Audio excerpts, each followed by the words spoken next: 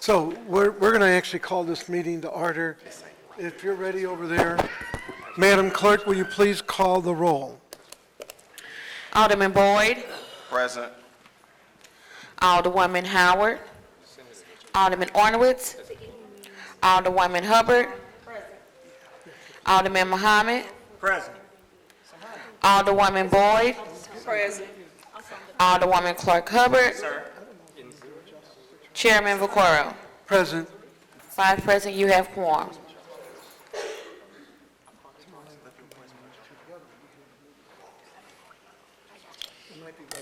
I'm not sure. So while they're getting set up for the close the workhouse, I'm going to ask Vice Chairman Jeffrey Boyd. We just got one piece of business. Every year we give money to different groups, and even though I was a sponsor of the resolution, I would ask, because you were the head of the committee that put this together, to just go through where the money's going to go, and we're going to take a vote, and hopefully everybody's in tune with this. So. Okay. Thank you, Mr. Chairman, members of the committee. Certainly was my pleasure serving as chairman of the subcommittee for the Prop S funding. I think we had a phenomenal committee that we put together. We did something a little different this year than in the past. We actually had some of our colleagues that were not actually on public safety participate on the subcommittee, which was Alderman Shane Cone, Alderwoman Christina Ingrassia, and on the committee we had serving Alderwoman Pam Boyd, myself, and Alderman John Collins Muhammad. In the past, there have been about 30 different agencies that we have funded, which became very complicated for one staff person in the public safety office to manage. So this year we took a different approach, maybe being able to give a little more money to a smaller group of agencies. So you have before you on Exhibit A about 16 agencies that we agreed to fund. There is a correction that's necessary. On the attachment, it has MERS Goodwill at $25,000, and it has St. Louis Youth Jobs at $75,000. That should actually be St. Louis Youth Jobs at $100,000, and MERS Goodwill was not recommended for funding. So I would ask that be changed on your Exhibit A. Okay, does everybody understand that then? We're taking out the MERS Goodwill and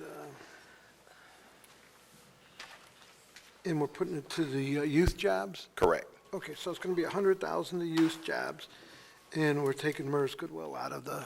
And again, we spent several weeks on this. There was a lot of thought given to it. We really want to appreciate the United Way for making their recommendations and giving us a head start on looking at who's most worthy to receive these fundings. I just want to really compliment the Alderwoman from the 6th Ward, Christina Ingrassia, who really took a deep dive into looking at a lot of these proposals and giving us good insight on some of the good, some of the bad, or all the favorabilities really, and with some of the challenges some agencies had. It was a great team effort. I certainly appreciate, the diversity on the committee and the diversity of opinions. So I'll be open for questions, Mr. Chairman. So, let me go down the list. So we'll start with Alderwoman Hubbard. Tamika Hubbard, you're first. No questions at this time. Maybe come back. I'm sorry I missed it. Alderman Muhammad. Thank you, Mr. Chairman. I have no questions. I just want to commend Chairman Boyd on chairing this particular subcommittee. We got through it very quickly, and I think that we funded organizations who are doing a grassroots work and who will make a change in our communities throughout the city. So thank you, Alderman Boyd, for your leadership in leading this particular subcommittee and making sure that we do it, that we are fiscally responsible. Thank you. You're welcome. Alderwoman Pam Boyd. No questions. And I have no questions.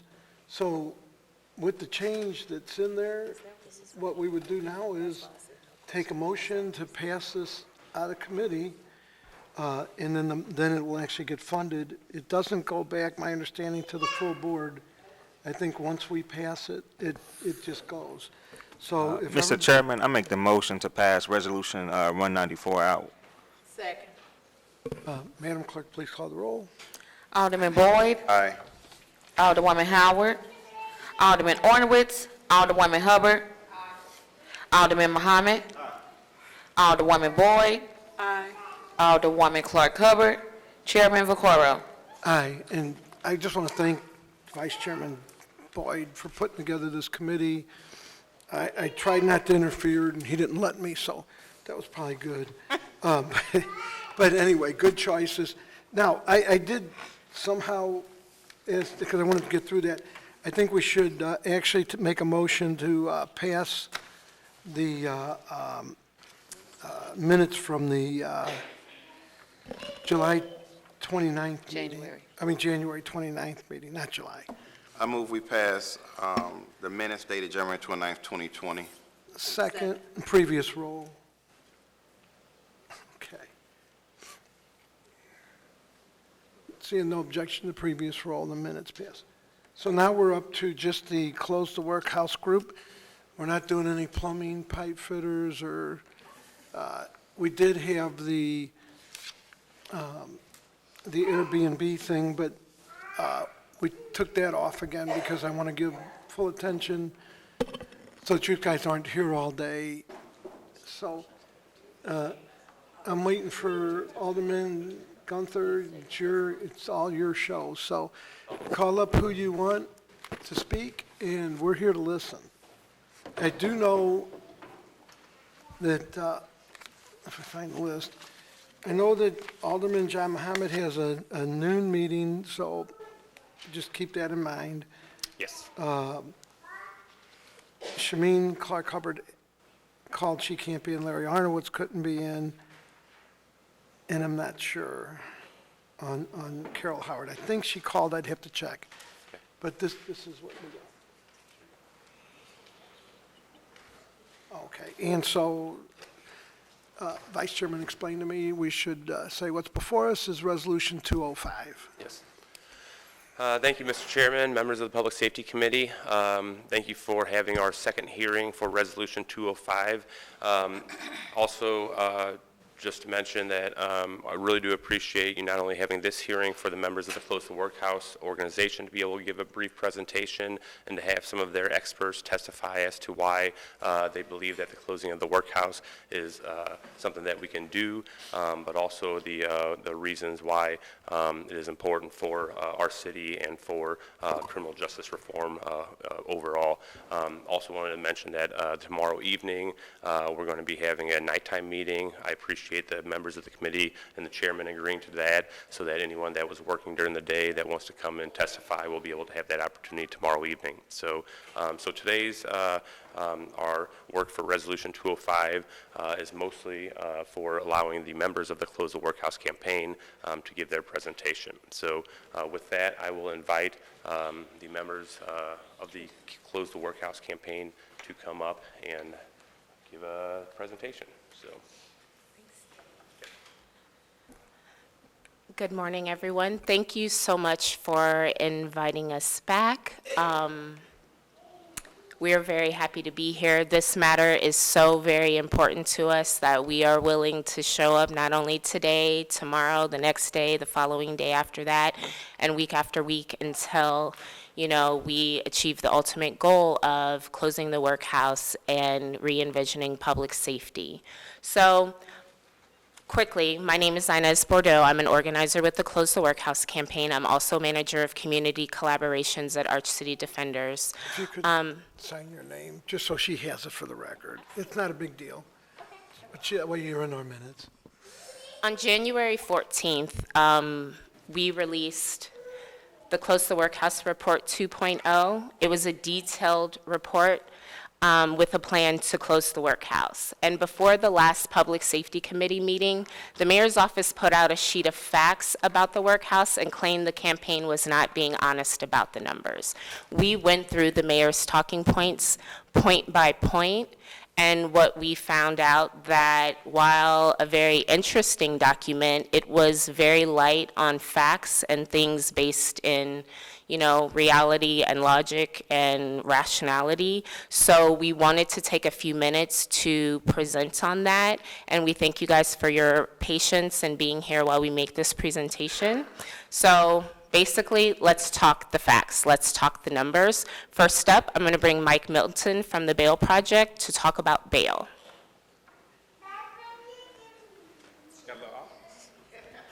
Good morning, y'all. Good morning. How everybody doing? Make sure to sign that sheet so you're in our minutes with Gotcha, correct gotcha. spelling. Gotcha. So again, my name is Mike Milton. I'm the site manager of the Bail Project St. Louis. Bail Project St. Louis have 3 sites. We got St. Louis City, St. Louis County, and St. Charles County. And basically what we do is that we provide bail assistance and also additional support as they go through their case. And at the end of their case, we receive the money back. The reason why we wanted to join the Close the Workhouse campaign is for one very devastating reason. And that's because 99% of the workhouse is filled with people who have never been convicted of a crime. That is, not convicted of a crime, excuse me, have not been convicted of a crime. They're innocent, right? They're legally innocent. They're in jail because they cannot afford their bail, right? And that is unique across the country, to have pretrial numbers being that high. And as we went in those jails every day and we met people in the most vulnerable time in their lives, what we learned was the devastating impact that cash bail in the workhouse is causing in our city, in our country, and across the region. So what's the original purpose of cash bail? I just want to give a brief education about it. Cash bail was originally supposed to be an incentive for people to return back to court. It was not supposed to be this like fear-mongering, like, you know, we lock people up because we're afraid if they may do something. It was always supposed to be that I put down my money, and so that I can get my money back, I'm going to my court appearances. What the judges have done across the country is that they've used cash bail as a mechanism to keep poor people locked up in fear of this narrative around public safety of what they may do. That is unconstitutional. That is illegal, right? In fact, what happens in the pretrial phase is this: someone files a complaint with the police, they go before a judge without evidence being heard, and they say, according to this nature and X, Y, and Z, I'm setting your bail at $30,000. That is a travesty. And what we have found, well, the reason why the workhouse exists is because St. Louis basically have no pretrial service. So what are the consequences of cash bail that we found? I want to read this email real quick that we received over the weekend. This came from a mother of 3, and she was asking for bail assistance for her baby's father. She said, "Hello, TBP. My name is Angeline. My husband's name is blank. Can't give the name out. He's currently being held at the workhouse with a $1,000 bail. I spoke with one of your team members, Hattie, in January and was told that the time that his bond was too high for your organization to post. We cannot afford this amount, and I'm afraid that if he stays any longer, that he may lose his job, that if he loses his job, we lose our health benefits. If he loses his health benefits, then I'm afraid that I won't receive the proper medical care as I was diagnosed with sickle cell anemia in 2014. His court date is February 24th, and he's already been in jail for almost 2 months. Please, if you can, give my family a call back. We desperately need your assistance." Cash bail and the workhouse will plunge this family into devastation. This is a travesty for her. And there's no way that I can read this email without hearing the fear in her voice that if he stays just one more day, then she will lose everything. And again, he has not been convicted of the crime that he's been charged of, just simply charged. So this family, if she loses her health benefits, they lose their jobs. Unfortunately, they will be put in a desperate situation. And when people are put in desperate situations, they do desperate things. Which brings me to my next point, that I believe that cash bail and the workhouse exacerbates crime. When people are left with nothing and are struggling and trying to survive for the day, sometimes we do things that we might not want to do. So when we're talking about this investment into these cages that are just holding people only because they can't afford it, and investing into this mechanism that really is just a reason, really just only exists because we don't have a pretrial service, we have to think about what do we need to do to reinvest that money into an actual pretrial service that actually provides care and needs to people as they go through their cases. So what have we found as far as our data? We posted for close to 3,000 bails so far in 2 years. Over 90% of the people have returned to their scheduled court appearances. The overwhelming majority of the people that we posted bail for have returned back to court, proving that they never needed to be held on bail. They never needed to even touch a workhouse. No one needs to provide their actual assistance. They just needed to be released on their own recognizance. What we also found, that since we have provided transportation to clients in July 2018, that we have spent $12,631 just on transportation. So just so y'all know what we do, we provide that bail assistance, we give court reminders, and we also provide Uber and Lyft and bus passes so people to get back to court. So what we found was we only spent $13,000 on transportation alone. A fraction of the cost that we used to give to the workhouse and fund the workhouse, we actually could use that towards actually providing some type of security for transportation for people to get back to court. What else have we found with our data? That the clients that we bailed out from the workhouse suffer from bipolar disorder at 1.5 times the national rate, and suffer from schizophrenia at 3.5 times the national rate. On average, it costs $22,187 to incarcerate an individual a year in Missouri. Given the average length of 217 days that the Bail Project clients have posted for, that means we've saved the city approximately $13,000 per client. Money that we could use to reinvest into supportive services for individuals facing these charges. The Bail Project St. Louis also self-reported rates 5 times the national average and 9 times the state average. So I want y'all to dream with me for a minute. And I know that the Close the Workhouse campaign have been a sore for a lot of people. But what I'm talking about is actual data. What I'm talking about, as we have these conversations and these media conversations about it, the human factor of this institution in itself should be enough for us to think about how we can reinvest this money. What if we had a pretrial service, right, that had community-based trained social workers that can connect people to social service providers after they've been after they've been arrested? What if we had a court reminder tool? Right now, and this is absolutely, I want to have everybody's attention real quick. Right now, the notification system in St. Louis City is absolutely ridiculous. In order to notify somebody of their court appearance, they send out mail to the last mailing address. For some people, that can be 15 years from now, 15 years ago. Think about that. That means there's several of our clients who have actually walked up to the courthouse, asked for time off for work, tried to get a daycare assistance, and at the last minute, the courts decide to change their court appearance date. That means that person has to go back to their job and ask for another day off again.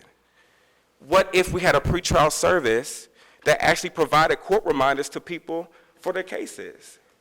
It would improve the person's ability to come back to court.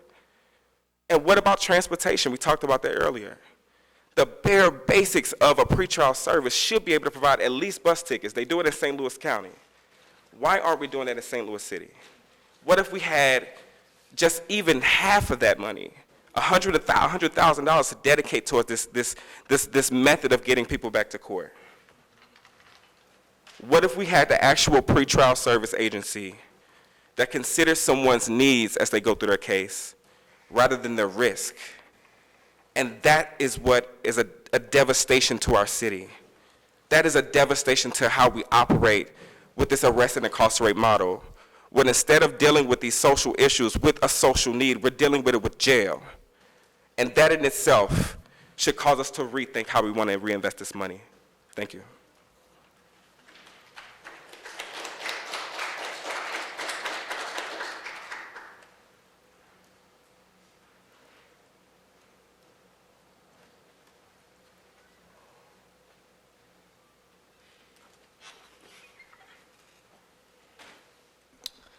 Hello, my name is Jay. I'm an organizer with Action St. Louis. I'm up here to talk about how the mayor claims that the city is housing only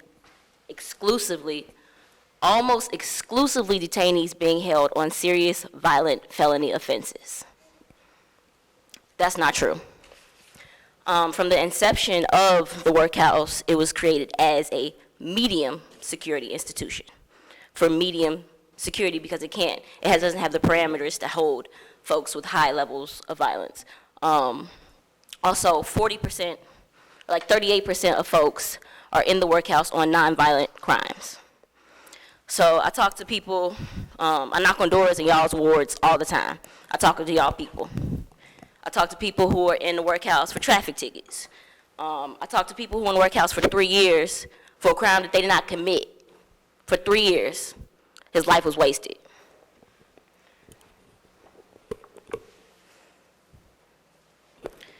In my opinion, nobody deserves to be in the workhouse, no matter what level of offense you did. Nobody deserves to be in conditions of black mold and rats and roaches. Nobody deserves that. Nobody deserves to be disposed of and thrown away in a cage, predominantly black poor folks disposed of and thrown away in a cage. No crime is worthy of that, in my opinion. The workhouse does not offer accountability. It does not make our community safer. We are over-incarcerating and over-criminalizing black poor people. And what St. Louis deserves and what we deserve to give St. Louis is more resources that address the root cause of violence. So mental health resources, addiction resources, services for folks in poverty, which is the root cause of why folks commit crimes.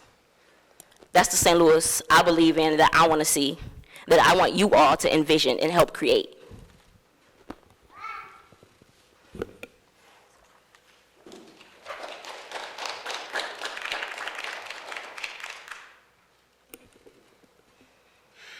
A lot of pushback that the campaign gets for when we say we want to close the workhouse is based on the numbers. The pushback that we get when we say we don't have enough people incarcerated in the jails in St. Louis to warrant 2 open jails in our city, one of which we're spending $25 million a year on. The other one we are spending $16 million a year on.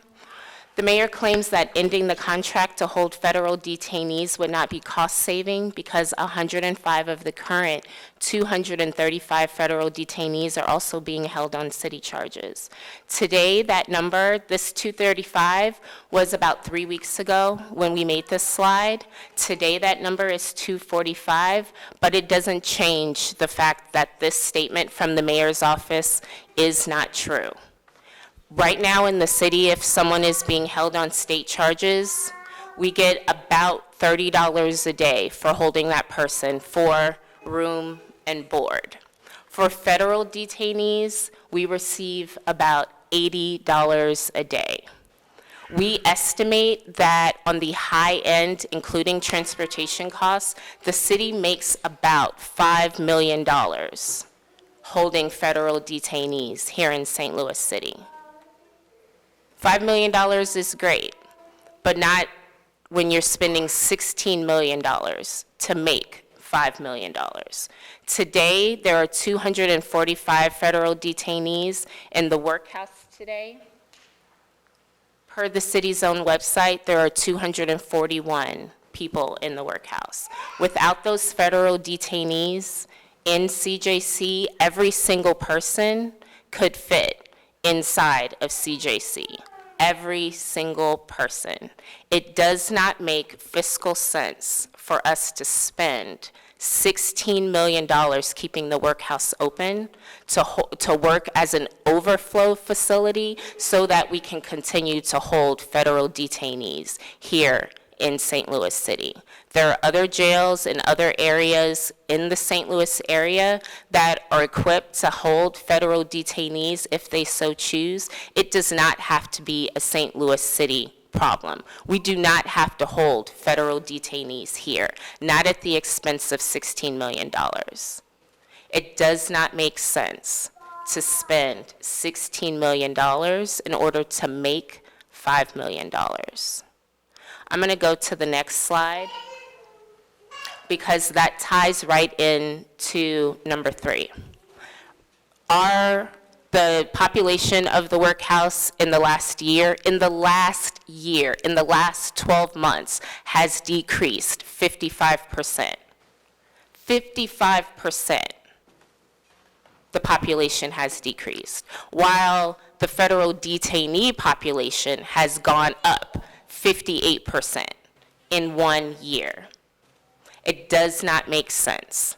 Going right to slide 4, when the mayor claims that there is not enough space at CJC to hold all of the city's detainees because it must remain at approximately 20% vacancy, that is not true. I tell you guys all the time about how I am not great at math, but I do have a calculator on my phone. And when I looked at the numbers today, just today, CJC downtown can hold 860 people.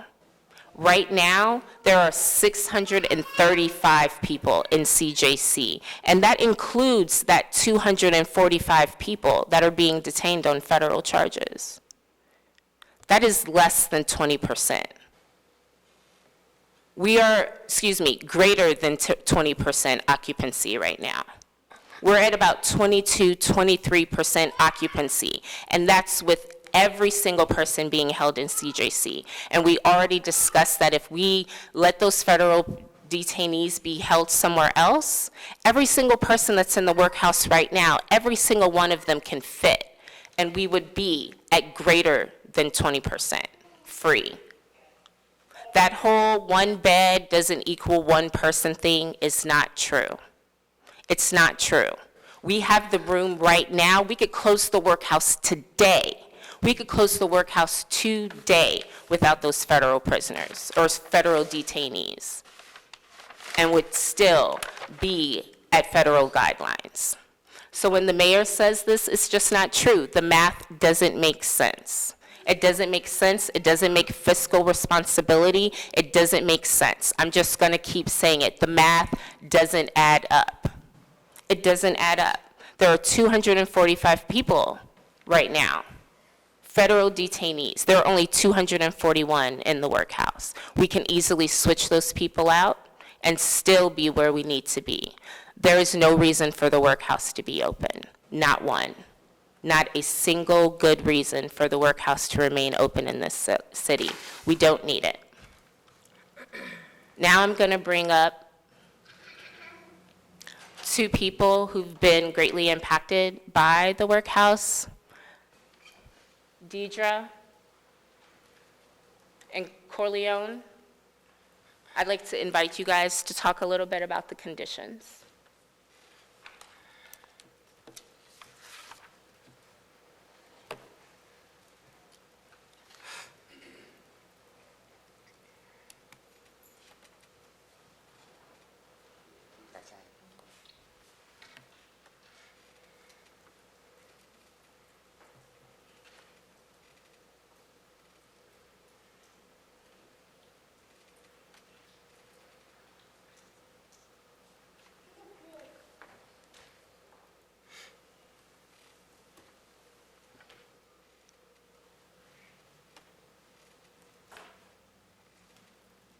Hi, everybody. Thank you for allowing us to be here this morning. My name is Corleone Barnes. I'm a canvasser for Action St. Louis, and I just want to talk to you briefly about the conditions about the workhouse. I have been in there a numerous amount of times. You know, I'm not proud of it, but it is what it is. And each time it has been horrific. I mean, you know, you heard about, like, you know, the rats and the spiders and the snakes and all that, but it's deeper than that. I mean, it gets to a point where there are times in my life where I would even, yes? Put the mic up to you. Okay, I'm sorry. No, you all good. That's better? You can hear me now? There you All right, thanks. We good. All right, thanks.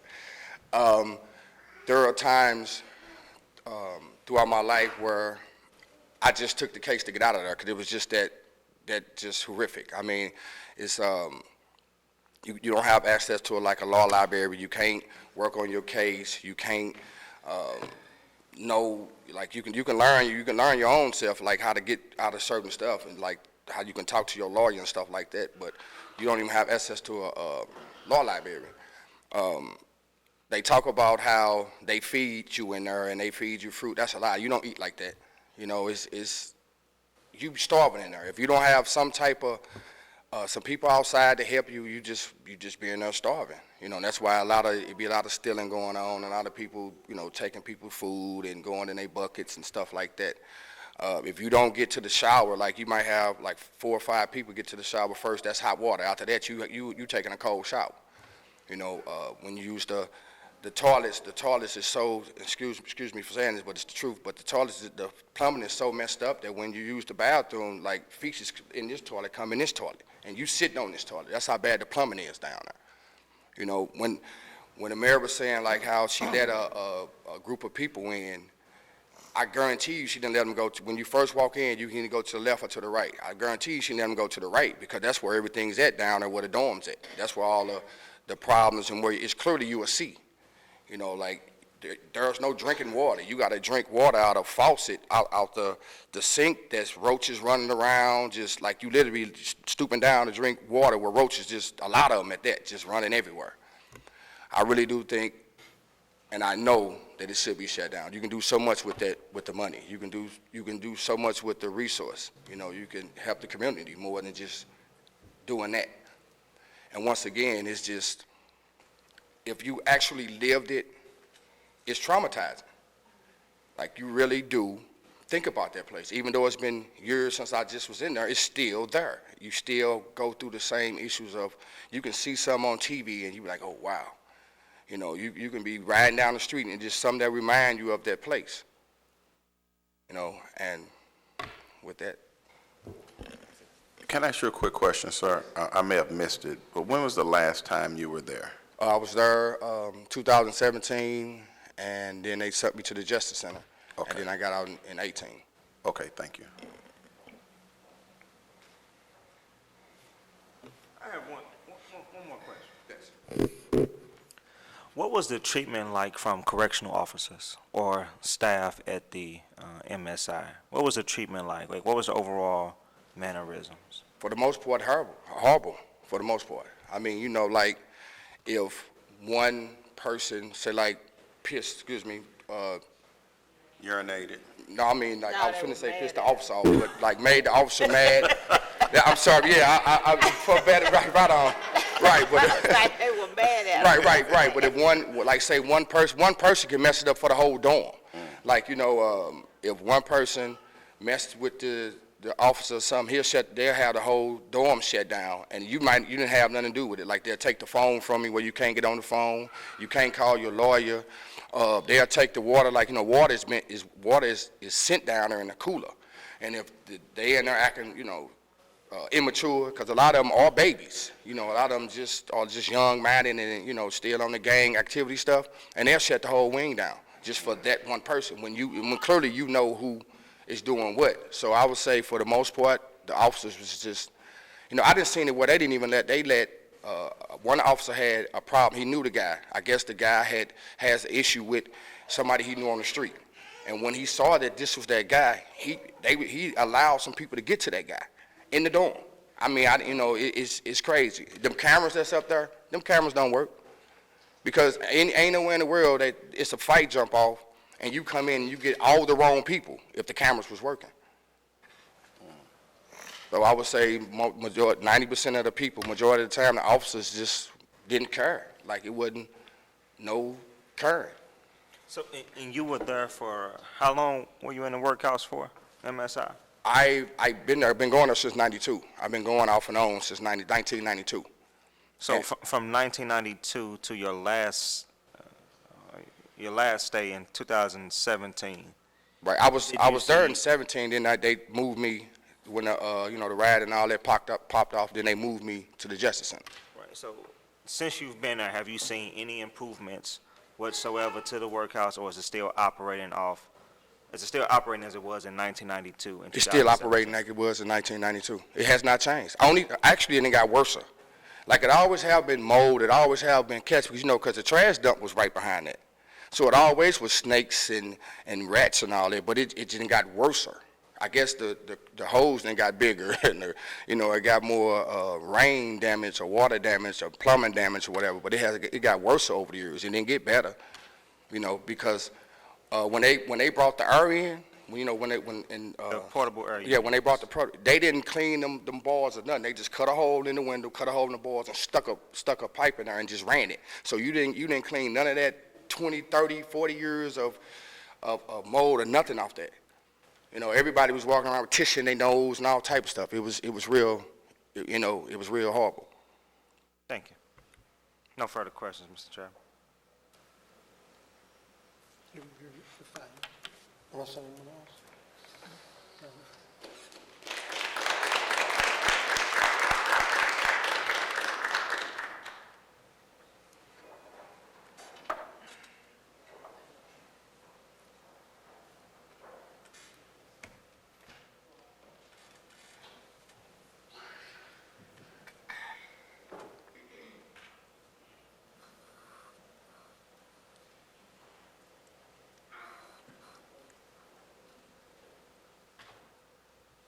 Hi, my name is Deidre Wortham, and I was in the workhouse in 2017.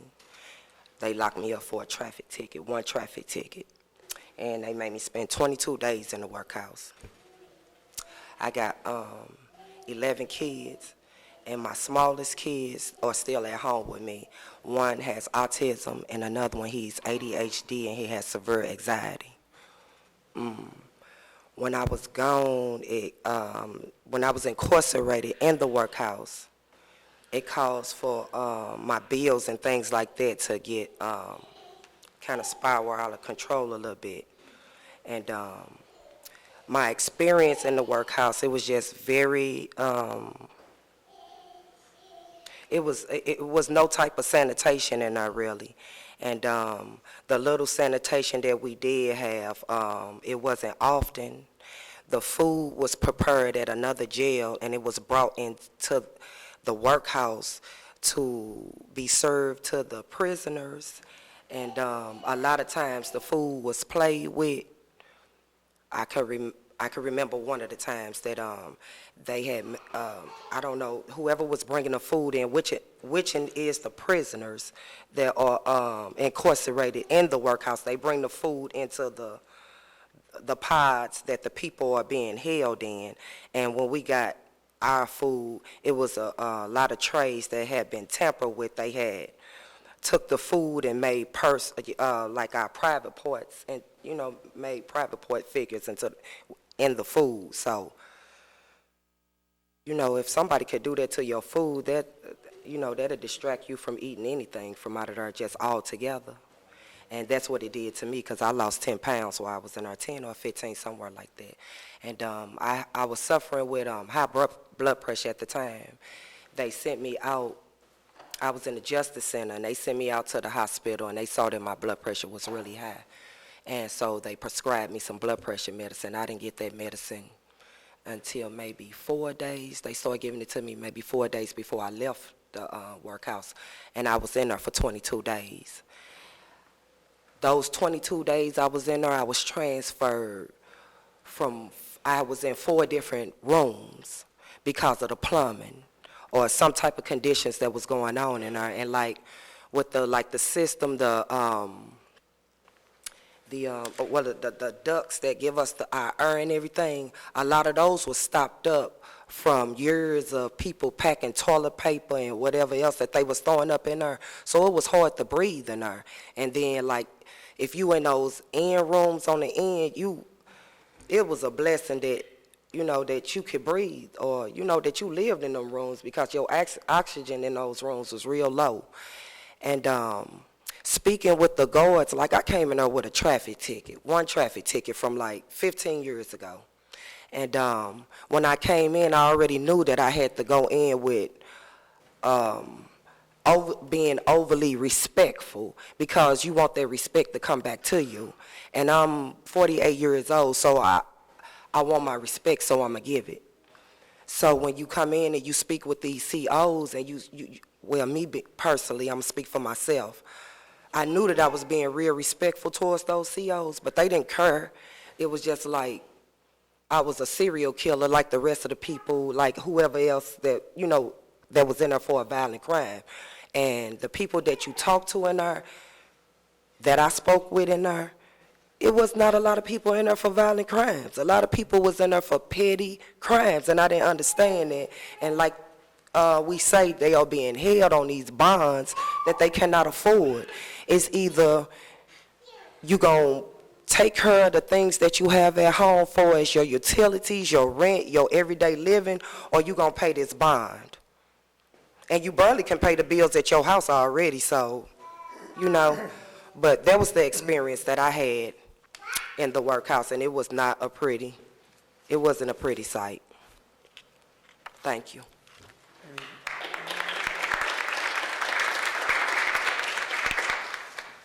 We know that the mayor's office has been bragging about spending money and how the conditions of the workhouse have greatly improved, and we just want to know where.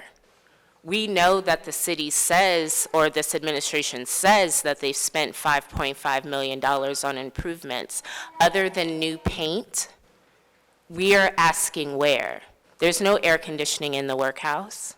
They haven't improved the HVAC system in the workhouse. They can't because there's asbestos in the boilers. They haven't improved the plumbing in the workhouse. You know how we know? Because it was just flooding there a couple of weeks ago and people almost had to be evacuated. We know that the heating situation isn't working well in the workhouse because an entire women's dorm had to be evacuated and moved to CJC just a week and a half ago. We know that the $5.5 million that they're spending is lipstick on a pig. The problems in the workhouse are so deeply rooted that the workhouse cannot be saved. And people being housed in the workhouse are facing a public safety crisis because those people are getting sick. And it's not just people being detained there that are getting sick. It's the people who work there are getting sick. When you look at the number of guards over the last 10 years that have died of cancer, that have had respiratory issues, who are now on long-term medications for things like COPD, these things are facts. This $5.5 million is a waste of our money. It is a waste. New paint isn't going to fix the workhouse. New light bulbs isn't going to fix the workhouse. Nothing can fix the workhouse. It can't be saved.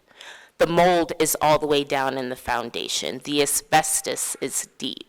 It's built on a landfill. It cannot be saved. I'd like to bring up 2 more people who've been personally impacted by the workhouse. I want you to hear their stories. First, I'd like to bring up Jocelyn. And after Jocelyn, I'm going to bring up Janice.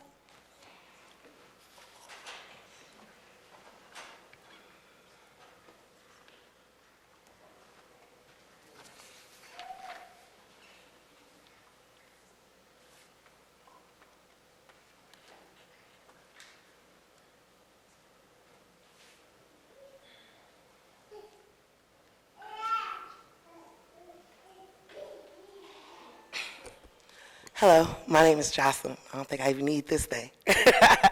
Yes. So I spent about 6 months in the workhouse. Upon arrival, instantly, the workhouse is very degrading.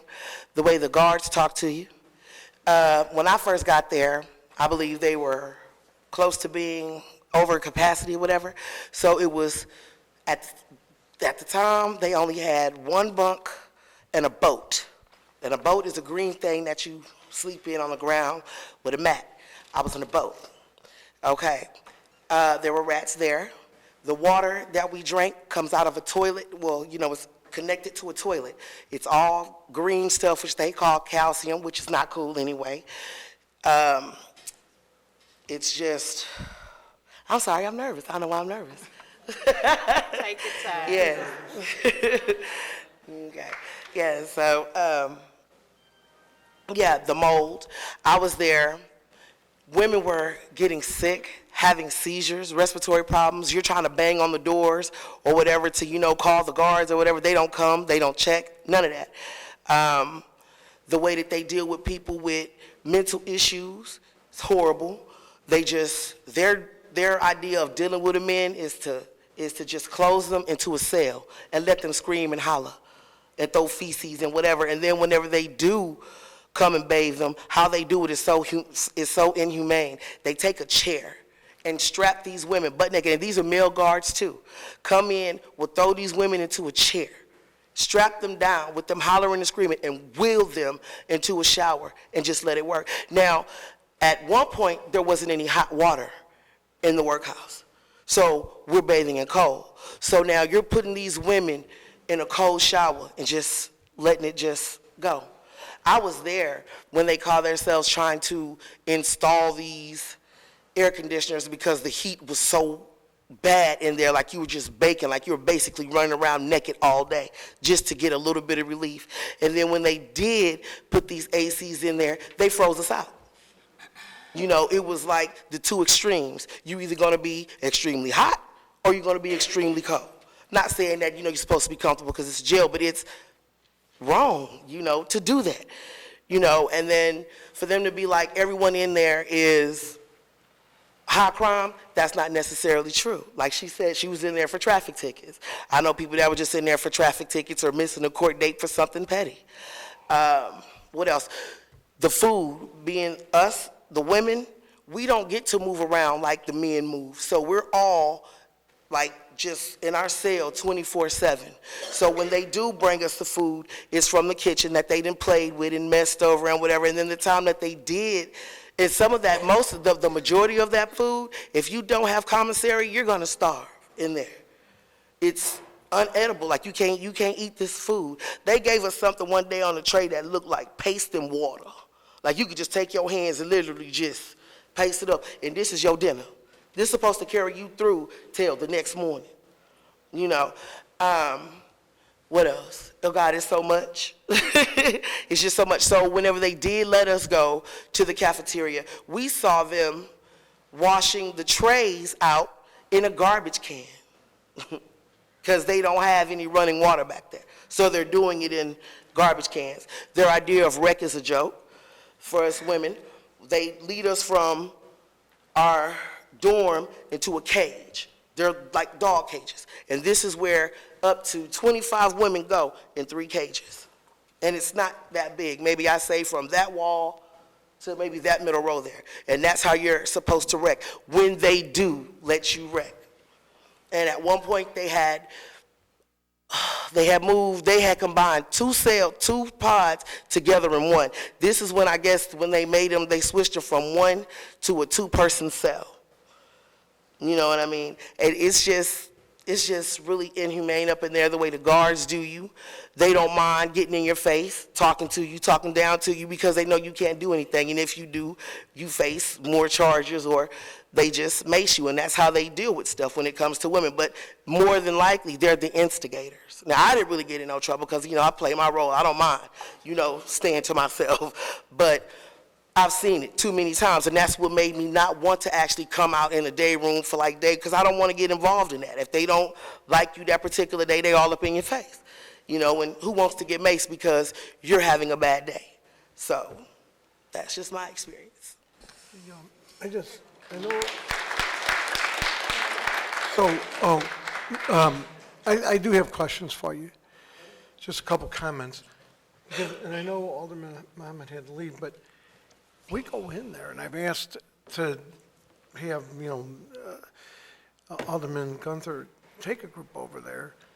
But when you talk about that, every time I've been there, and we go there quite often, the girls are in, as well as at different times the guys, we've been there different times, are in there playing basketball. In fact, we've gone in and played basketball with the girls. We go in unannounced. You know, they get that big gym, and it's got the stands up there. And no, oh, yeah, they do, because we've only been there, and I was there I was- for 6 months. The only time, whenever they started doing that, is I think whenever they had got a warning about like someone was coming in. And then they started letting us wreck that way, because at first they were taking us in the cages. That's very rare, and I know y'all aren't showing up unannounced because they don't do stuff like that. That's the thing. Whenever y'all call them and tell them that, you know, y'all are coming through to do a little walkthrough or to do a little something, then that's whenever they want to get in gear and start doing stuff. That's whenever they want to throw paint over mold, and then they want to bleach you out and everything else like that. That's not how that works. They only do that for appearances whenever other people are coming through. Trust me, they know you're coming. Well, I'm just stating, and I got a lot of pictures, you know, I got pictures of how they do the dishes, the laundry stuff, but me and John have gone in there, me and Alderman Muhammad have gone in there unannounced, actually several times. We've gone in, I have pictures of the facilities, I have pictures of the kitchen, you know, I don't know, maybe it's changed since you've been in there, but I'm just telling you. I was there in 2018. I was there in 2000, I was there recently, and I spent 6 months there recently. Well, You understand what I'm saying? I don't know what pictures you're seeing or what they're. I could show you the pictures. I mean, I took plenty of pictures. I went down in the basement. I went all over. I just, you know, when you say that, it sort of surprises me because I've never not gone there, that gym isn't in use. In fact, when I went there were people in line to have dental work done because there was a dentist there, and he's there 3 days a week. Are you talking about the women or Yes. the men? No, The women? both, either or. They That have, has never, that's something new on me, because whenever I was there, that my whole little stay, and medical care was definitely inadequate. You're sitting there, you dropping forms and stuff. They don't even call you for 2, 3, 4 weeks at a time, and getting dental is a joke. I was trying to get my teeth pulled, so when I was in there, they told me it would take me 3 months. And I was there for 6, and I still hadn't seen a dentist. I got out and got it done myself.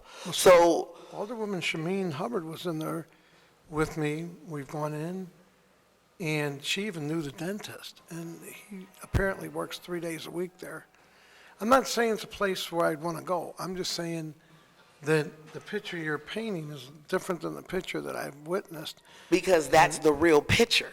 Well, That's what it looks like to us. That's what's there for us. You're not we're there not like we're not doing this. If we're doing this, I'm walking out of the room. It's respect. I'm respecting you guys. You need to respect us up here. If we're going to do this, I'm going to leave the room.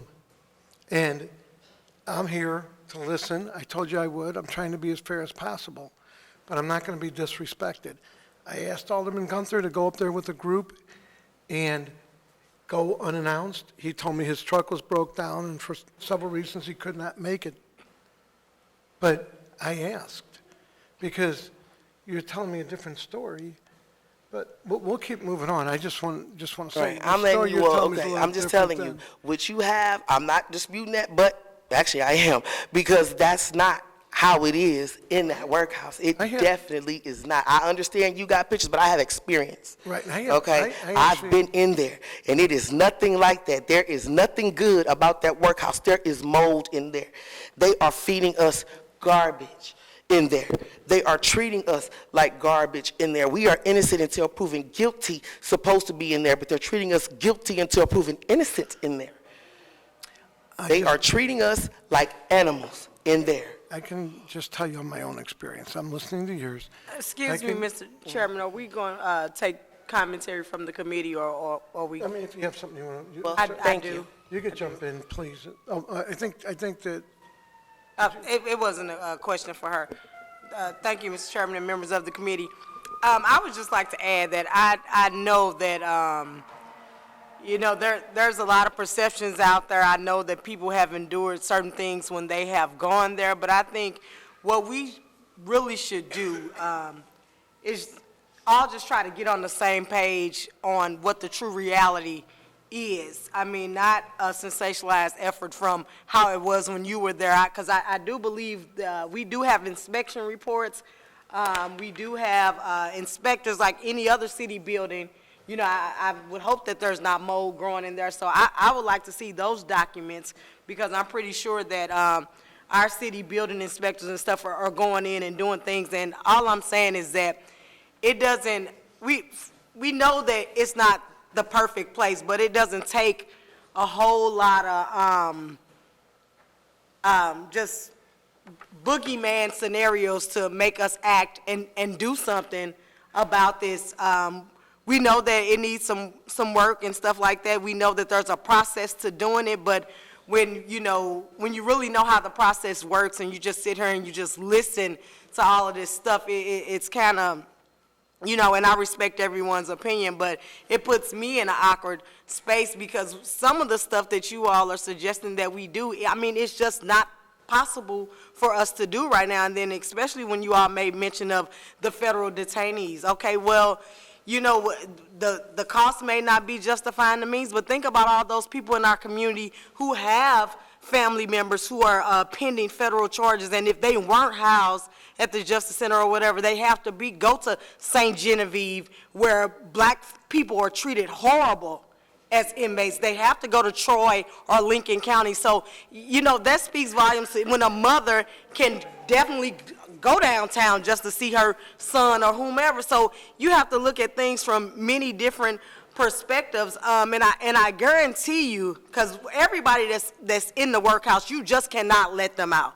I've been a probation and parole officer. People who are pending other charges and stuff, there's a process. They have to wait to go back before the judge. Once they go out and commit a crime, we would have to violate them. So it's a system in place, and so when you have people that are there pending all of this stuff, you can't just let them out on the streets. And I guarantee you, if you go and ask some of those offenders who are in the workhouse, would they prefer being at the workhouse or the Justice Center, they probably would tell you the workhouse because it's least restrictive. They're not locked down 22 hours a day. So I know how corrections work.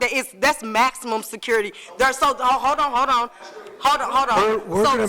There are levels. There are levels when you deal with housing offenders. People who are facing serious crimes, they're not roaming around with the same freedoms as someone who's at a medium security institution. Now, if there are certain constraints or certain things going on in the workhouse, they may lock everybody down. That type of stuff goes on, but a two-man cell is totally different than an open bay. And I know that from working in prisons. I worked at Pacific, and I know how that structure is set up. All I'm saying is that we know it's a problem. We know that we need to do something about it. But this resolution that simply states that we can just snatch some money out the budget to make that thing close, I really blame the sponsors because they know that can't happen like that. They know our process will not permit that. And if you want to put some fire under people and make them start looking at stuff, I think that you all are doing that because we're having multiple meetings. They're hearing about it. They know that we need to do something, but I'm not big on misinformation. I hate when the community is misled and bamboozled into thinking something can just happen like that. I hate when people think that we have this overreaching power as alderpersons to strip money out the budget and close it right then and there. If you let all of those inmates out today, which we couldn't do that, and something was to happen, or if you put them all in a Justice Center right now today, we'd have lawsuits out the wazoo. So I don't even really blame the efforts of the organization so much. I know this is stuff that you all are passionate about. You wouldn't be down here doing this stuff if you really didn't care about it. I kind of blame the sponsors because they know our process. They know that things can't happen like that, and you cannot bully somebody into doing something. What you can do is get the accurate information, everybody sit down at the table and find out how do we move forward. And just this constant fodder out there thinking you can just hardcore press E&A to strip the money out the budget, they know that that's not how that works. So it's my hope that we all can work together and find out what really works and how we move forward. I mean, like I spoke to it before, we do have people that you all did a tremendous amount of work in getting certain bonds reduced. We don't have people that are city ordinance violations anymore, but I'll say it and say it again, some people need to be incarcerated. I mean, I'm a product of public housing. I live in Square Village, the projects. And I know it's people in my community that need to be incarcerated. There's people in my community who get locked up intentionally every winter for somewhere to stay. So all of this rhetoric that's out there, that's what I have a problem with. I feel that we all need to get on the same page and try to get it done. People aren't being, and I'm not gonna debate with you, I'm not gonna do the counter thing back and forth. I'm about results, brother, that's all I'm telling you. Right. And I don't like seeing people used to try to play this game when really we care about what's going on there, because those are black and brown people there. So that's where I'm at with it, and I just hope that eventually we all can get on the page. This resolution probably won't make it out of committee, it probably won't go anywhere, and I think you all have achieved your mission of putting more eyes on it and making people act up on it, but it's not going to be closed tonight, tomorrow, next week, probably not next year. So how do we move forward? And that's all I have. Okay, Mr. so, Chairman. Alderwoman and Chairman, Well, we're here, Dan, is this your next guest? yes, I'm part of the same committee. Okay, We were just- told that we could present to the committee today. We had a lineup of speakers. Sure. I know that there are many things that were just said that there are lots of folks here that would like to respond to, but we would really like to just get through our presentation if we could. Sure. And we can address some of the things that were raised up. And I'll give you my apology. I mean, I was listening.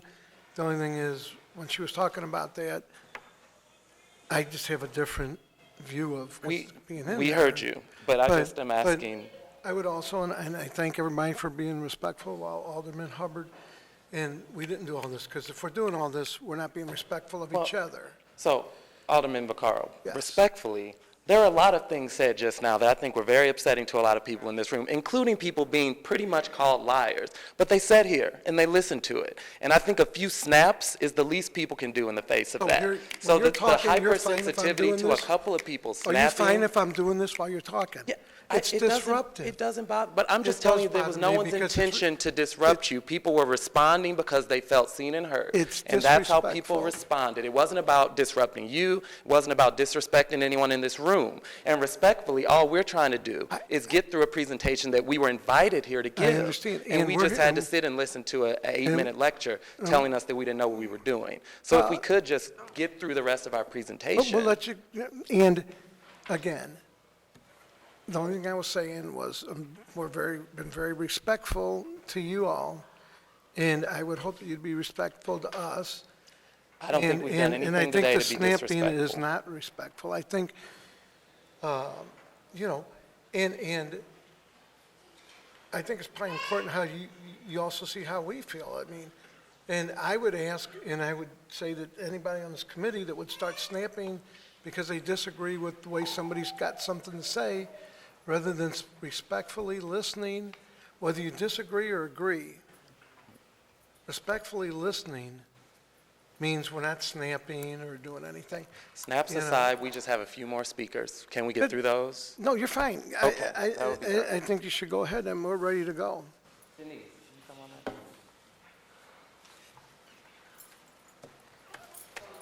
up? Thank you, make sure to sign so we know.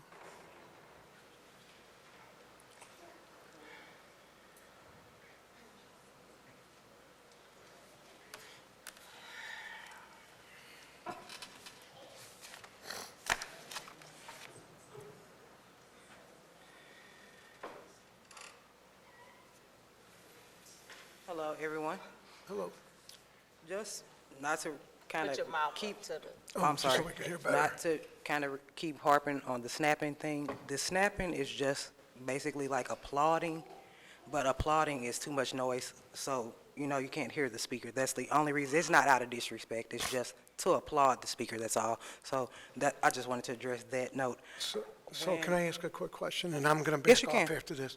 So when Alderman Hubbard was speaking, and I thought she did a good job, would that have been respectful to start doing that? Yes. It would not. I mean, like I said, like I stated, it's Excuse me, it's Mr. just Chairman, like I applauding. think we're wasting time. No, You're the no, chair no. of the committee. If you want snapping or you don't want snapping, that's your call. I think we need to move prefer- forward, because I definitely have another meeting. But I will be back tomorrow if anyone has any other commentary. I'll be back at 6:30 tomorrow, so you all can say whatever you have to say then. Thank Yeah, you. go ahead, and Okay. I would ask, please, let's don't snap. I'm one of the impacted from the workhouse over, from the period of 2006 to 2017. I spent over 365 days there, not in one period, but just totaling it up. The last stint that I was there, actually, the conditions were rather terrible. There was ant infestation as well as the roaches and the mice. It was ants as well. We were getting bit all up our necks, all up our bodies and everything. There were not proper cleaning supplies for us to clean up. I was a sanitation worker over there as well. As a matter of fact, I painted the number 2 on the podium over there. They have a job application over there. They want the inmates to fix that jail. They actually asked us how many of us were like contractors and done, do that type of work to try to alleviate the problems to cut costs there as well, and I witnessed that myself. When Ms. Gardner came over to the workhouse when I was there in 2015, when she had just become the prosecuting attorney at that point, she came over there to speak to us to find out what type of programs or resources that the women over there needed. The first thing that came out of her mouth before she began to speak to us was, "Excuse me, it took me 30 minutes to get back here to you all because I had to step over a very big puddle of water just to get back here." So she's very aware of the inhumane conditions over there as well. And I was also there when a prisoner died in custody in the process of being released. It took 4 hours to release her. A lot of the workers over there are not even properly trained to even realize when a person is detoxing. That girl was detoxing for weeks, and they kept her locked up in a cell and wouldn't even let her out with the other people at all. They just kept her in her cell by herself. And that girl ended up dying there. I had to watch a person die there. That is horrible. That's the worst feeling in the world. I felt like I was going to probably die in there. I didn't know how long I was going to be there. At points, like I stated, I was a sanitation worker there. They dropped the pay. At first, we were getting paid $30. They dropped the pay down to $20. Then, like I stated, the cleaning supplies were not proper. At one point, I had to use a germicide shampoo to try to get the mold out of the showers. The mold is very bad over there. It's on the floor, it's on the walls, and even the curtains. They don't even replace the curtains. The curtains are completely covered with soap scum and mold. There have been incidents where people, like there were gladiator battles, and they sit back and they are entertained by watching people, assaulting each other. People were rewarded for fighting each other over there. I've seen it. Even, let's see, what else? 1 week, when we did file for commissary, all of a sudden, the whole envelope of commissary just disappeared. A lot of us, certain people have health issues and they cannot eat the food that is on the menu. Every time that I did go back over there, they kept saying that they had switched over to different food companies and we were getting more nutritious food, and we weren't. Like over-processed starch food, overcooked. There have been several times where we received trays and there were roaches on the trays and we cannot give them back. Either you take your food and you eat it, or you take it and dump it, and then you still have no meal. Everyone does not have access. And just like she stated that some people actually don't have a place to live, and sometimes that's a place for them to live that they feel safe. That's horrible for a person to even have to feel like that. But like you said, some people actually do. They sleeping in parks and stuff like that. So that is an upgrade to them. But to just totally be disrespected or not even be considered, it's a horrible feeling. And everybody does not have money to reach out, to get the proper things. Even as far as the health issues, I had a tooth that needed to be pulled at one point, and I got that tooth pulled the first stint that I was there. When I came back, they were taking the men over here to CJC to the dentist every week. The guy took me to the side and he said, "If you just go ahead and slide your note in, you can get in with the guys. We run the guys over here to the dentist every week." We sitting back there, the women sitting back there in the pod, we are totally closed off because they do not want us communicating with the men. And then when you address the gym issue, they were not bringing us to the gym at all. I was there for 3 months the last time I was there. I stepped foot in that gym one time on a Sunday. If the weather conditions are too bad, like she spoke about the cages outside, the cages are right there on the pod. It's like literally how you just walk out that door and there's a cage right there. We're secured. That jail is treated like a maximum security jail. A lot of people are not aware as far as the women being contained in there. We are held with murderers in there. We are. We're not separated. The men are separated like that. I've sat down and played spades at a table with 6 women in there on murder charges. 6. and they're going off to the penitentiary. They were actually convicted at some point, and they actually went off. They were guilty. But I felt at times like my safety was jeopardized, but I have to sit there in my own reserve and try to figure out how to communicate with them and, you know, try to not treat them different, you know what I'm saying, at the same time, because it's a lot to process when you're not used to being around those type of people. They do not assess everything properly and separate the people like they're supposed to. They do it by favoritism standards. Sometimes, like they said, with the 2 people to the cell, I didn't have to share a cell with anybody. I didn't. But that's just the respect level that I gained every time that I came there because I never caused a problem while I was there. I was too busy trying to figure out how to get out of there myself. And that's a very strenuous process. It's a lot to overcome mentally. You don't have proper access to mental health resources at all. And then, like I stated, when Kim Gardner came over there, she asked us, like, what type of programs do you all want to see that will help you transition back into society? I was kind of disappointed because everybody that was standing there was like, they were looking for free housing. I'm not looking for free handouts unless I necessarily need that. That's not what I'm looking for. I want education. Like, education is very big to me. So if I can't have access to a GED program or, you know, something to occupy my time in a positive manner, you have people just sitting there deteriorating, and they feel like they're lost and they don't have any hope left. We want to allow some other speakers to come up. Thank you. Thank you very much. I'm going to bring up Pastor Erin.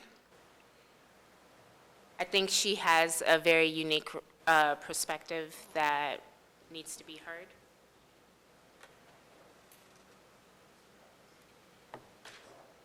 Unique is a word I get a lot, thanks, Ines. Good morning, I'm Erin Cunahan. I'm the pastor at Oak Hill Presbyterian Church. I'm a resident of the 6th Ward. The church I serve is in the 15th Ward. I'm the parent of a recent graduate from SLPS, and so I'm familiar with coming here, and I'm familiar with talking to you and advocating on behalf of our community. I didn't think I was going to make it here today because I am coming from the emergency room. 2.5 hours ago, a member of my community texted me and said they were having a mental health emergency, and I needed to take them to the emergency room. This was not the first time I've taken this person to the emergency room, and so they are familiar with me there. The social workers, the case managers, the doctors, the nurses, the house manager, all of them are familiar with me because we've been trying to get resources for this person. We've been trying to get them safe. We've been trying to get them healthy. It's a diagnosed medical condition, and we don't have the resources in this community to help this person. And so they keep getting discharged. And what the advice from not 1, not 2, not 3 social workers, people who are trained and licensed to help provide resources, right, are telling me the only access to help for this person is through the criminal justice system. And so if this person could just get arrested for something and get sent into our criminal justice system, then there would be all new resources open to them. And they could get the health care that they need, and they could get the mental health care that they need. And so I left the emergency room today knowing I don't know how that situation is right now, but I felt so strongly to come here and talk to you because it's life and death for our neighbors.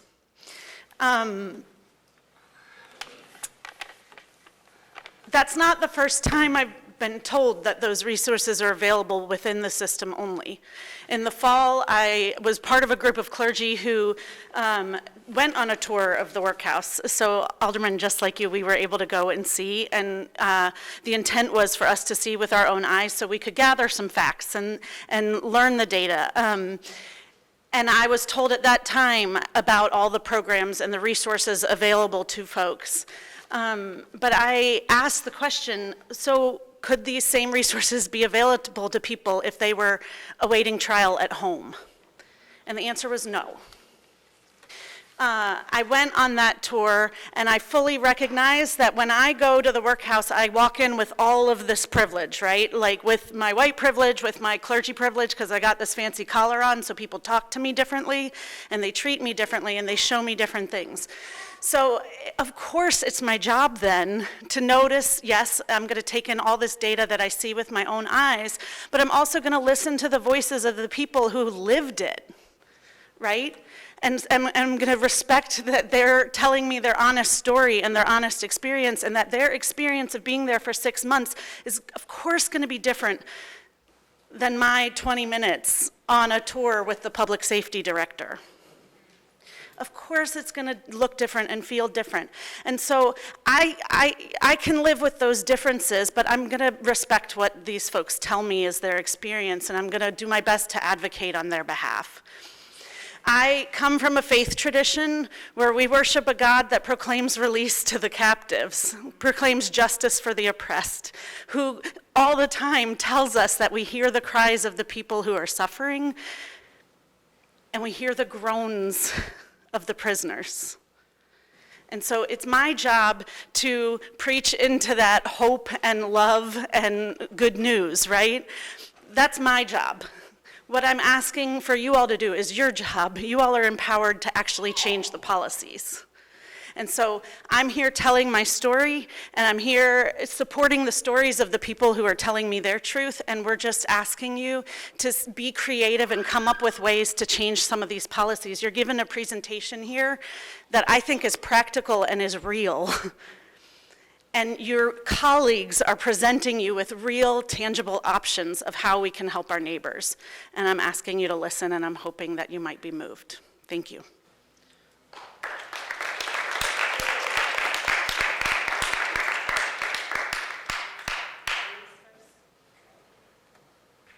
We only have 2 more speakers. I am going to bring up Gabby. Where's Gabby?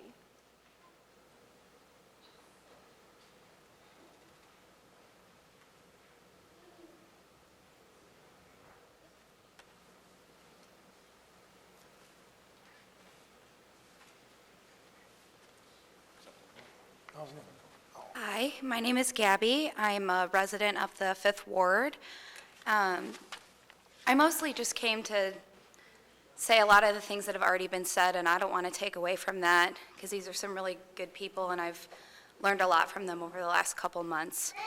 And I've been trying to reach out to my alder who just left. Unfortunately, I was kind of hoping to be able to talk to her. But I support Resolution 205 to close the workhouse because it's a readily achievable goal for the city. The conditions are, as we've heard, abhorrent and inhumane. And most importantly, jails, including the workhouse, do not address the root issue of community crime or community harm in St. Louis. And we should be using those funds to address those issues.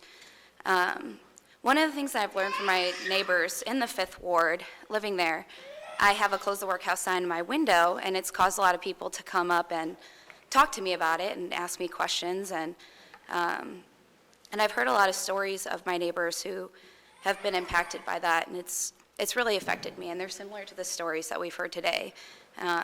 So to not repeat things that have already been said, as a resident, as someone who lives here, as someone who lives downtown in this community, it's long past time to close the workhouse. It's embarrassing, and I highly recommend that, you read the report 2.0 and listen to what everybody has to say about this. Thanks.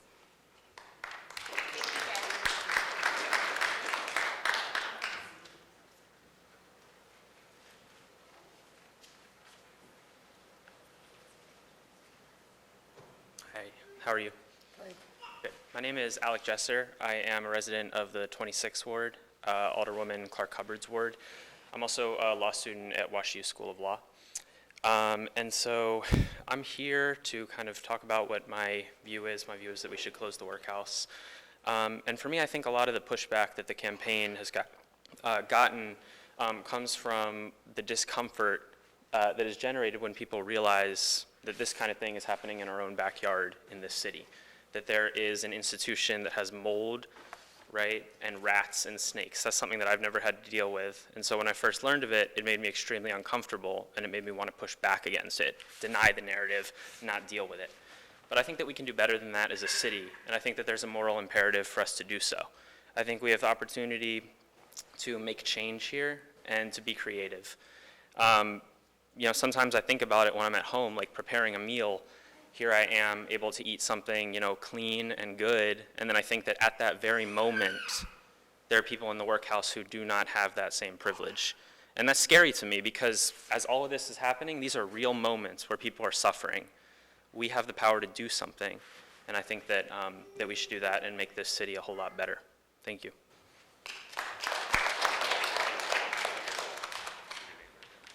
I'm going to bring up Alicia of the ACLU. She has a statement she wants to share, and then we are going to close.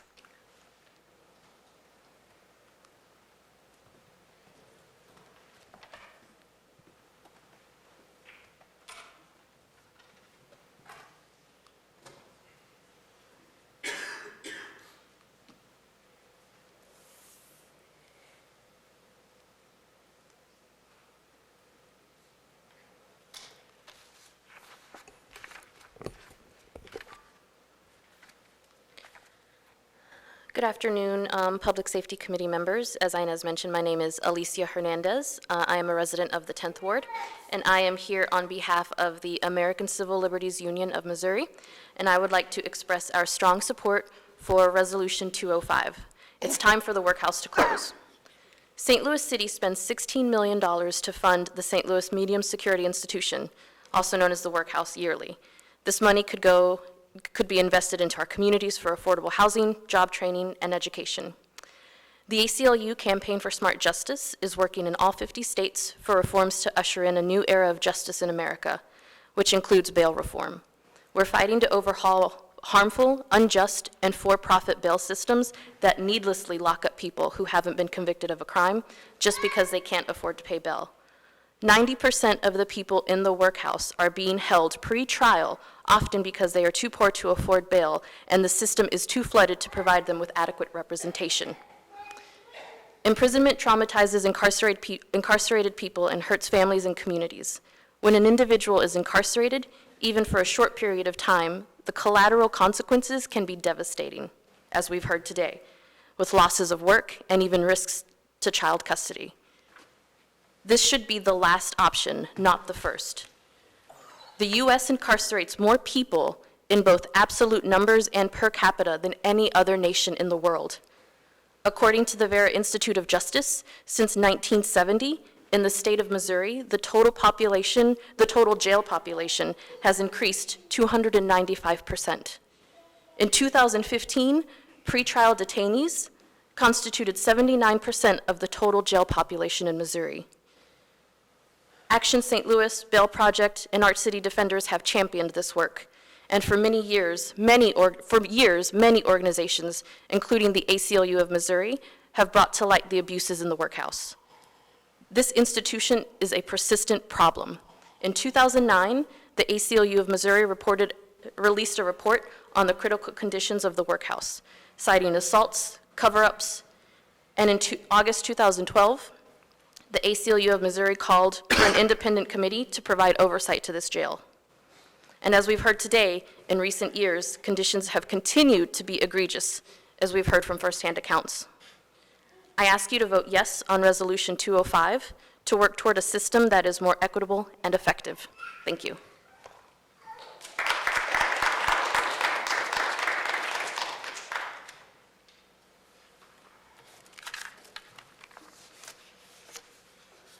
Hello again. My name is Blake Strode. I'm Executive Director of Arch City Defenders. I have a few things I want to say, but I just want to start with the slight feeling of Groundhog's Day here. I was away the last time that the campaign came to a Public Safety Committee hearing. I was away on vacation, but I was told that the meeting came and went, and by the time the campaign went to present, half the room wasn't present. Now, we've had a lot of people coming and going today. I know you all are busy folks, you have busy jobs, and I genuinely appreciate all three of you being here right now, I do.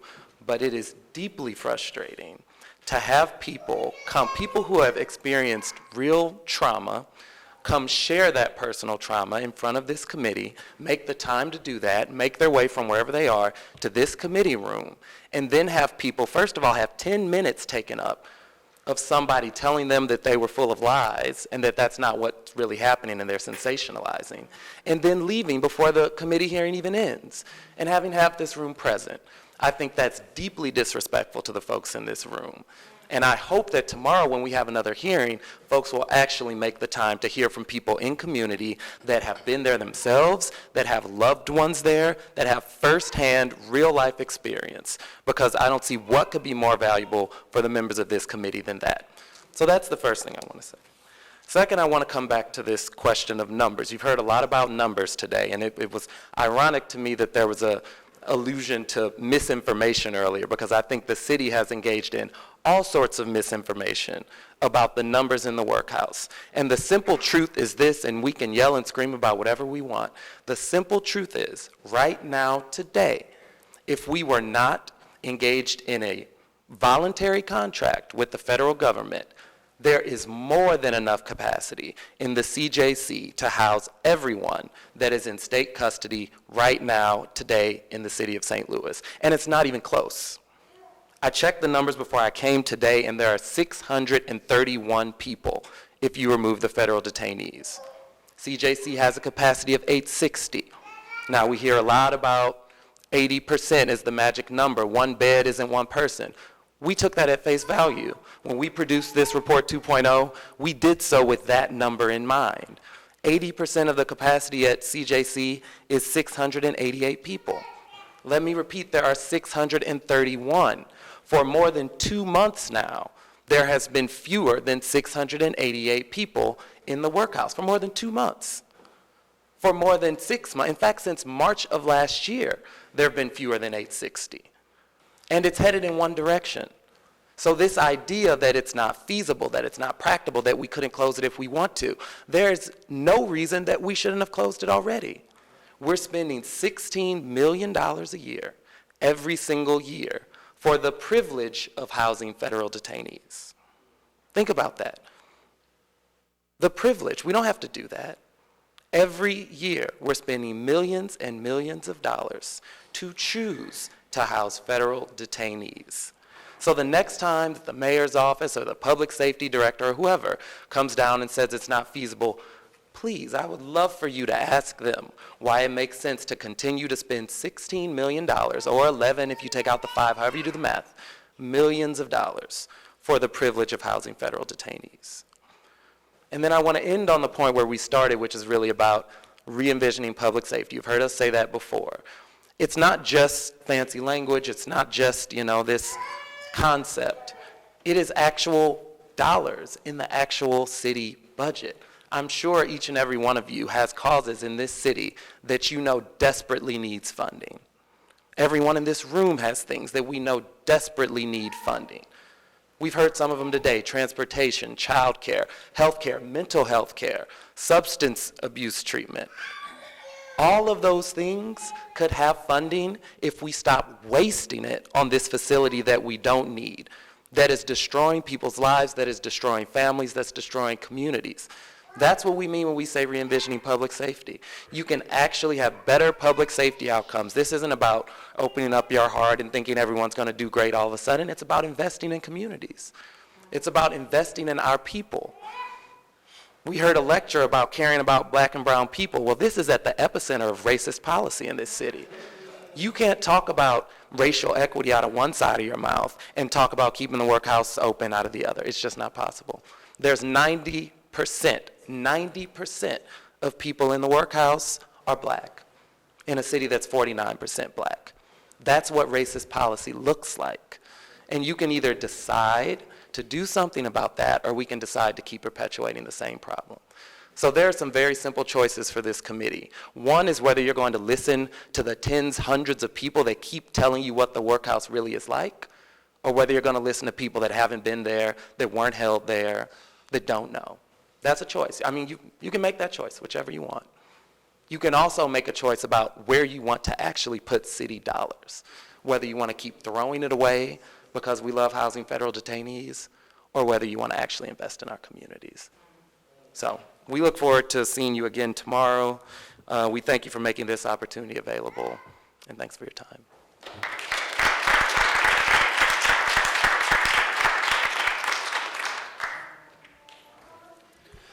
Dan, I know a lot of people are trying to get clips and film. These meetings are filmed, the speakers as well as whoever's talking. So you can go on YouTube, you can get the whole meeting, you can cut out and download. And so if you haven't got the pictures that you want, these meetings are absolutely taped from beginning to end. So if you go on YouTube this date, I think it's STL TV, you can download the whole meeting. Thank you, Mr. Chairman. And again, thank you to the Close the Workhouse campaign. This has been an organization for years, has been working on getting the real data, the real numbers, the real facts of what is going on in the workhouse and how we can make our criminal justice center more fair to the people of the city of St. Louis. So I wanted to She's back there, Alderwoman Spencer. I want to have the Alderwoman from the 20th Ward, one of the co-sponsors of this resolution, say a couple words as well, if that's okay. Sure. Thank you.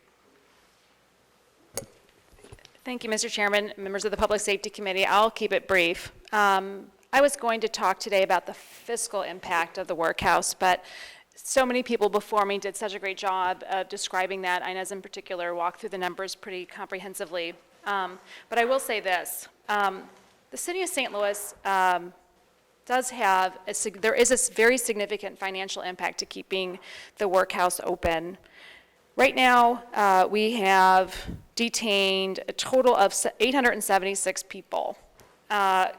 Considering we spend about $40 million a year detaining people, what we actually spend is about $125 a day per person. Now, the people that we are detaining are both federal and state detainees, and we've walked through what we get reimbursed if a person is convicted by the state and federal governments. It's about $30 and $80 a day. So we're spending $125 a day to house folks. Now, the state detainees were required under state law to detain, so we don't really have a choice. But we do have a choice when it comes to detaining our federal prisoners. Not only do we spend more than we are reimbursed housing people, particularly in the workhouse, the number that it costs us to house somebody per day there is really, really significantly higher than what we are reimbursed. The $125 a day breaks out like this. The workhouse has, as we've talked about several times, 241 people. That's of today. It's also a pretty good average over the year. Considering we spend $16 million a year there to keep that facility open, that's $180 a day. We're spending $180 a day to house somebody at the workhouse. And if we were to just end the federal contract, we could literally move the same number of people from one facility to another. I think it is pretty clear that the city does not do a very efficient job of keeping prisoners. We're certainly not making folks feel better about our city when they come back out. And let's remember that everybody that goes into the workhouse does come back out and is a member of our community again.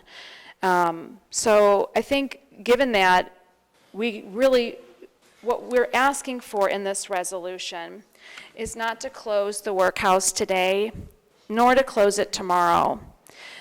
And so I want to be clear on what the resolution actually is resolving that the city do. And therefore, I'm going to read the language just for ultra clarity here.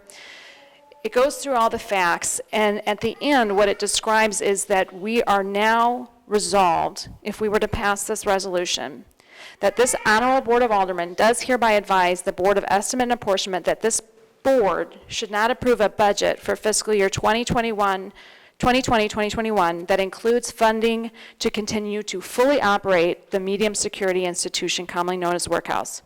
And it requests that the Board of Apportionment include a budget plan to close MSI and direct the savings achieved to other areas of need. Right now, we are not fully operating MSI, so I think we kind of had that box checked because we're only we've got about a 20% capacity there.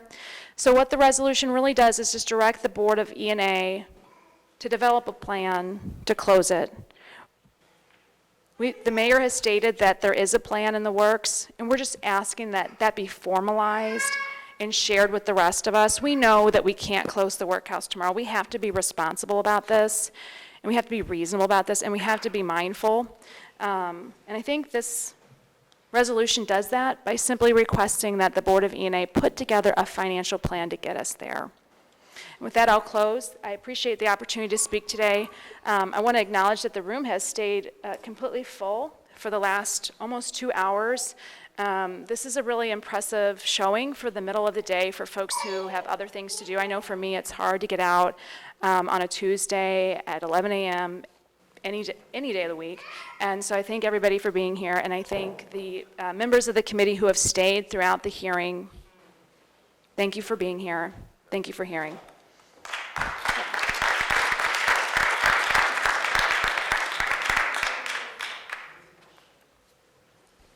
Thank you, Alderwoman Spencer. So once again, I really do appreciate everyone hearing the presentation today, the hearing from the people that are actually have been in the workhouse, people that have actually experienced what it's like on the inside, as well as the people that are working nonstop to try to make sure that we are reforming our system here. We hear, in the time that I've been involved with this, I've heard a number of different kind of contradictory stories of, well, we're not really spending $16 million. But then when we ask, well, what does it cost to operate the facility? What does it cost for utilities and for the building?